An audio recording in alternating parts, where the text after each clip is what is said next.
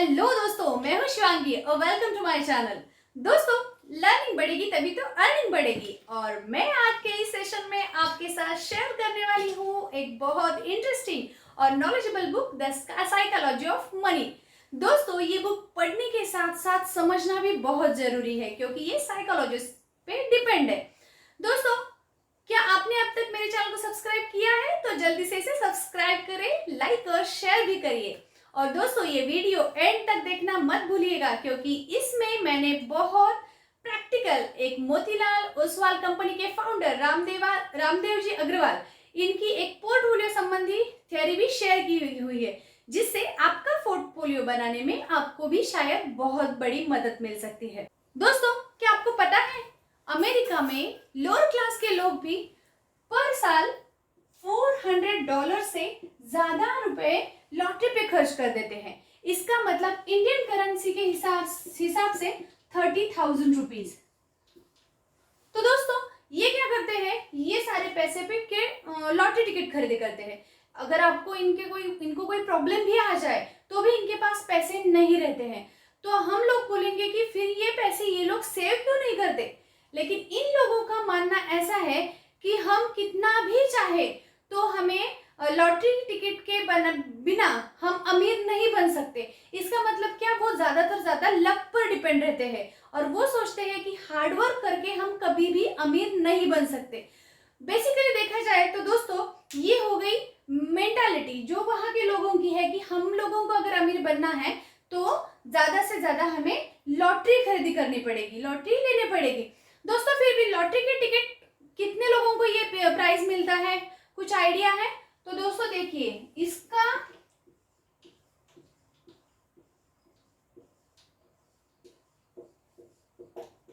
Lottery के ticket लगने के सिर्फ इतने चांसेस है, मतलब करोड़ों लोगों में से एक को किसी को लॉटरी की टिकट लगेगी।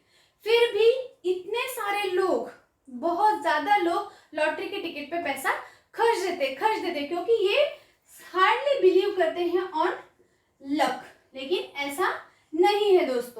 दोस्तों देखा जाए तो हमें ये बुक सिखाती है कि हम इंसान लॉजिकल नहीं साइकोलॉजिकल होते हैं। देखो, हमने अगर इन्वेस्टमेंट संबंधी कोई डिसीजन ले भी लिया हो तो उस टाइम में हमें ये डिसीजन बेस्ट और ऑथेंटिक लगता है और हम क्या करते हैं, उसे जस्टिफाई करते हैं। एक बात तो क्लियर है दोस्तों कि हम किसी भी क्षेत्र से जुड़े हुए हो, हम किसी भी स्टेट से बिलोंग करते हो, लेकिन हमारे फाइनेंशियल डिसीजंस इमोशंस के साथ लिए हुए होते हैं और हम क्या करते हैं, कुछ देर बाद, कुछ सालों बाद शायद हमें ये गलत भी लगे तो भी हम क्या करते हैं, उसे जस्टिफाई करते हैं कि क्यों मैंने ऐसा डिसीजन लिया और उस टाइम पे क्या सिचुएशन थी। इसका मतलब क्या है, हम हमारे डिसीजंस के साथ स्टिकअप रहते हैं। लेकिन क्या तब के टाइम में सही था या अब के टाइम में सही था? दोस्तों, इसीलिए हमें पता होना जरूरी है मनी इन्वेस्टमेंट और मनी मैनेजमेंट। ये बहुत इंपॉर्टेंट टूल है जो इस बुक में बताए गए हैं। मनी मैनेजमेंट और इन्वेस्टमेंट, और इन दोनों पे भी हमारे इमोशंस काम करते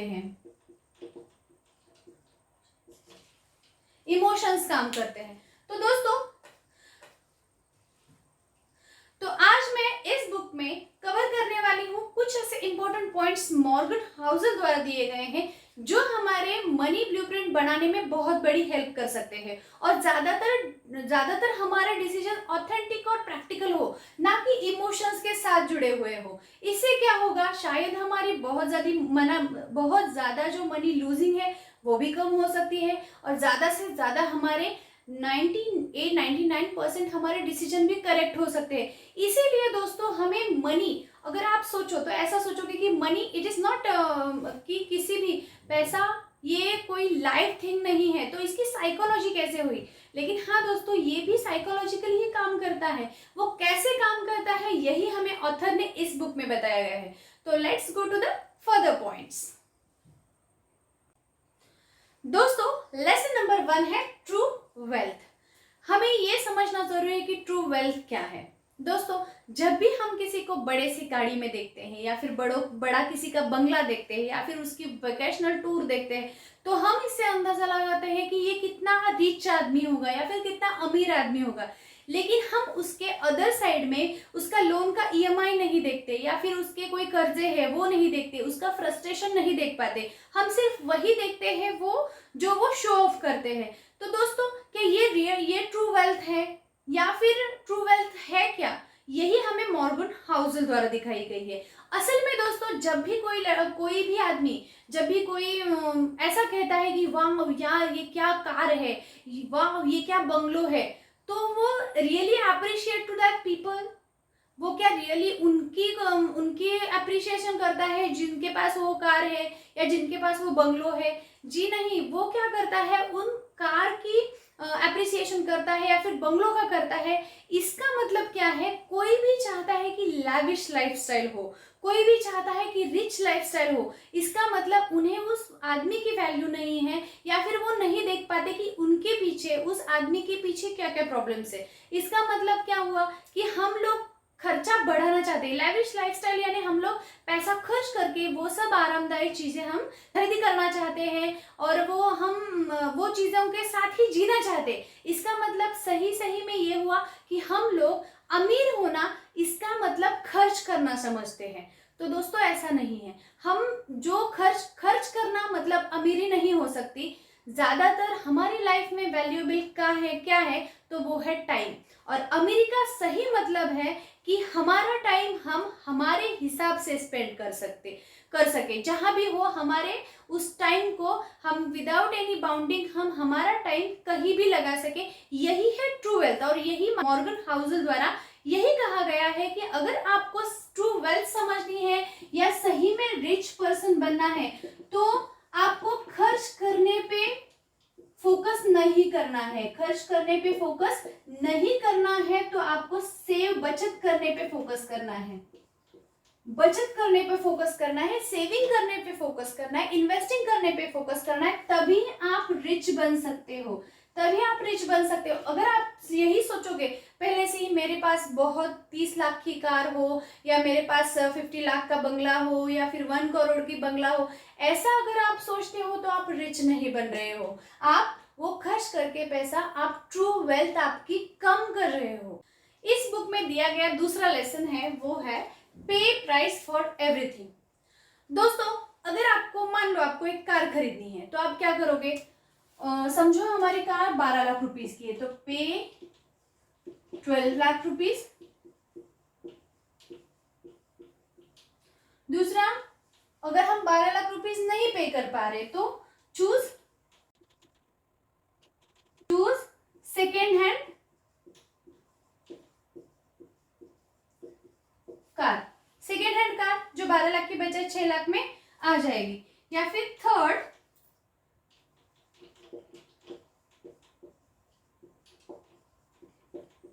कार चोरी कर लो। 99.9% लोग ये ऑप्शन नहीं चूज करेंगे। क्यों? क्योंकि उन्हें पता है इससे प्रॉब्लम क्रिएट्स हो सकते हैं, हमें जेल में भी जाना पड़ सकता है। एम आई राइट? अब ये 2 ऑप्शन हो गए, ये 2 ऑप्शन रह गए।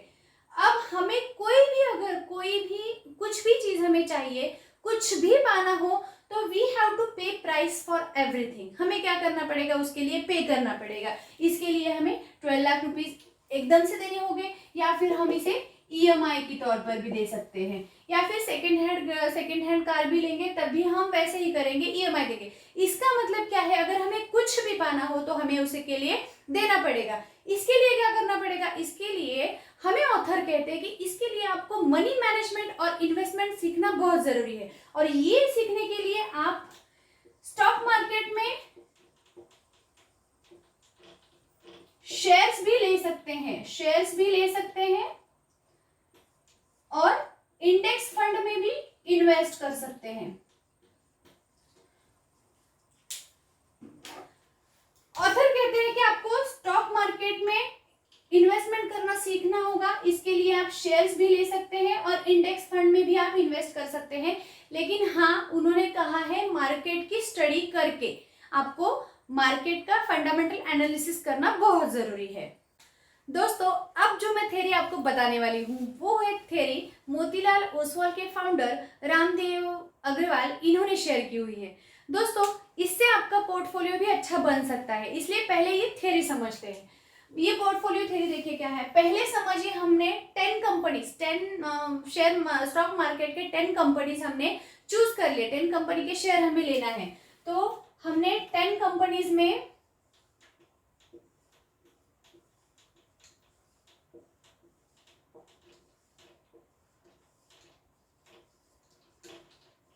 हमने 10 कंपनीज में 10 लाख इन्वेस्ट किए। समझिए हमने 10 कंपनी में 10 लाख इन्वेस्ट किए हैं।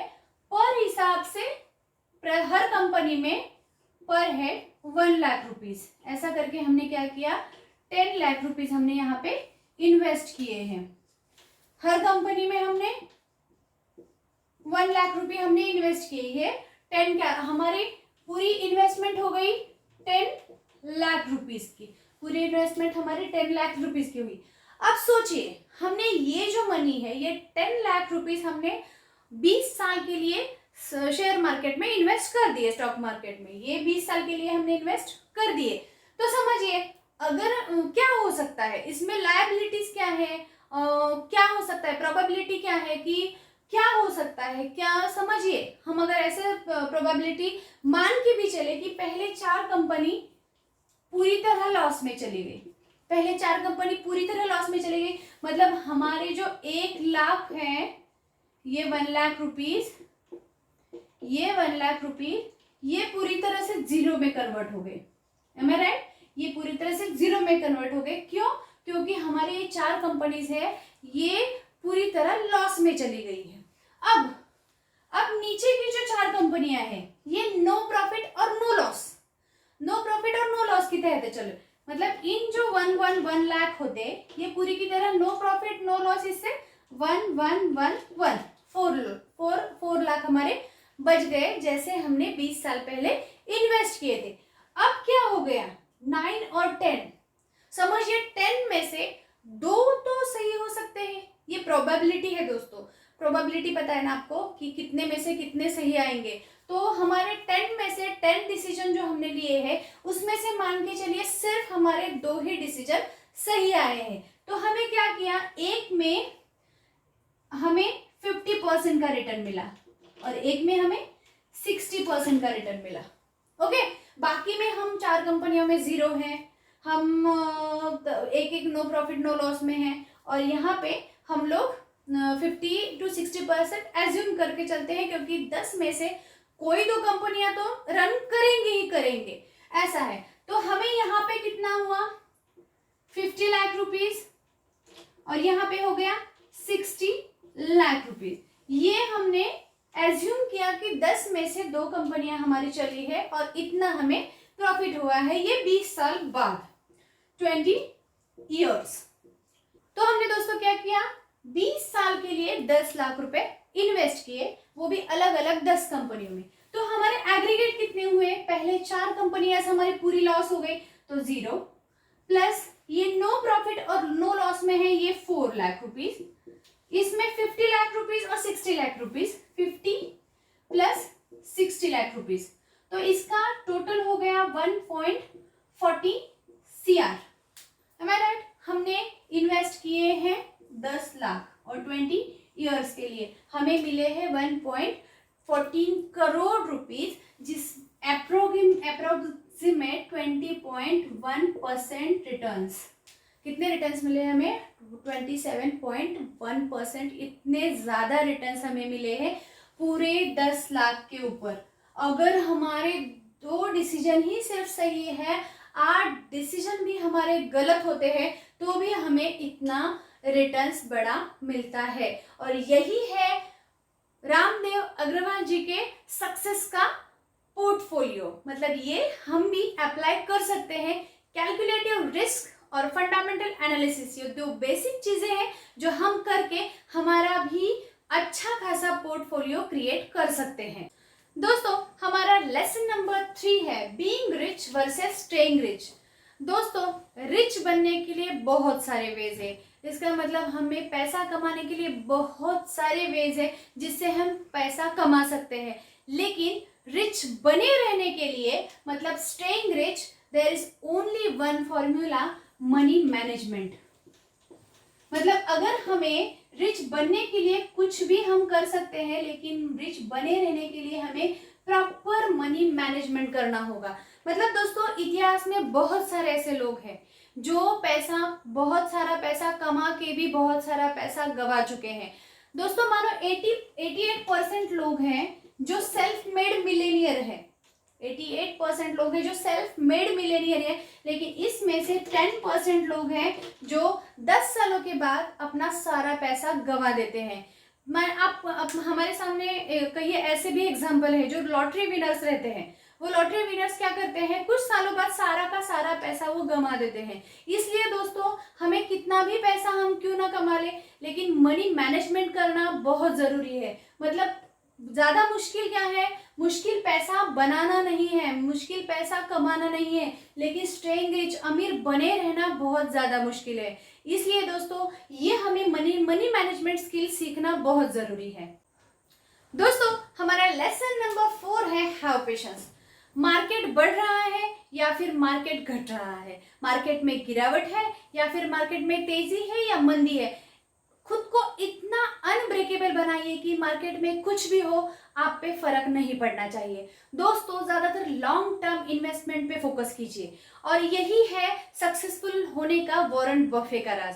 उन्होंने किया, कभी भी किसी भी प्रेशर में आके उन्होंने अपने शेयर्स नहीं बेचे। हालांकि उन्होंने 14 टाइम डिप्रिसिएशन को फेस किया है, मार्केट क्रैश को फेस किया है, लेकिन फिर भी उन्होंने कभी भी जल्दी में कोई डिसीजन नहीं लिए हैं। इसका मतलब यही है कि लॉन्ग टर्म इन्वेस्टमेंट ही ज़्यादा सेफ और सक्सेसफुल और सिक्योर भी रहती है। तो दोस्तों इसी में आप भी बिलीव करें और यही इन्वेस्टमेंट का आप भी तरीका रखें। और वॉरेन बफे साहब जो पहले ही सक्सेसफुल नहीं रहे थे, उन्होंने भी वो रिच पर्सन की लिस्ट में तभी आने लगे वो 15 साल के बाद, मतलब 50 ईयर्स आफ्टर 50 ईयर्स वो भी सक्सेसफुल होने लगे और रिच पर्सन्स की लिस्ट में आने लगे। उससे पहले उन्होंने 19-20 साल 22 साल में ही उन्होंने इन्वेस्टिंग स्टार्ट कर दिया हुआ था। लेकिन फिर भी दोस्तों हालांकि सक्सेसफुल एक ही रातों रात नहीं आती है,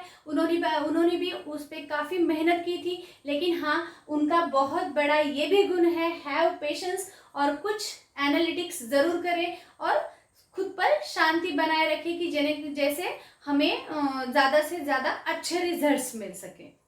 प्लानिंग इज़ वेरी इंपॉर्टेंट दोस्तों, लेकिन कोई भी प्लान 100% सक्सेसफुल नहीं हो सकता, इसलिए प्लान भी रेडी रखें। एट द लास्ट दोस्तों मैं आपको 2 कंट्रोवर्सीज बताना चाहूँगी कि जो आपको बहुत कुछ सिखाएंगी। अभी रोनाल्ड रीड नाम का एक आदमी है जो क्या करता है, एक चौकीदार की जॉब करता है। वहाँ पे वो कुछ ही कम सैलरी में कमा रहा होता है, वहाँ पे उसकी सैलरी बहुत कम होती है, लेकिन फिर भी वो क्या करता है, $8 मिलियन वो जमा कर लेता है इन होल ईयर्स। इसका मतलब इंडियन करेंसी के हिसाब से 55 करोड़ रुपीज उसके एट द रिटायरमेंट के टाइम रहते हैं उसके पास। इतनी बड़ी रकम वो कमा लेता है कैसे?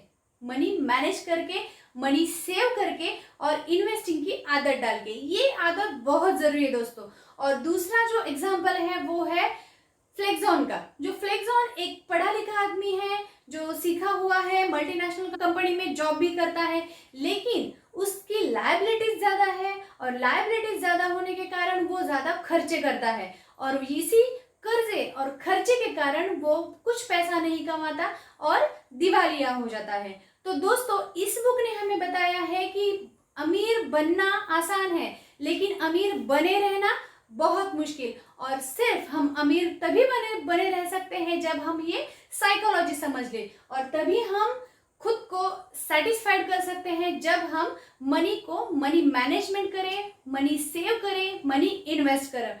तो एट द लास्ट दोस्तों ये बुक आपको जरूर पसंद आई होगी। तो अगर पसंद आई है तो अमेजोन की लिंक मैंने नीचे दी हुई है, वहां से आप शॉपिंग भी कर सकते हैं, वहां से आप ये बुक लें और जरूर पढ़ें और समझें भी। और इस वीडियो को लाइक, शेयर और सब्सक्राइब जरूर करें। Thanks for watching.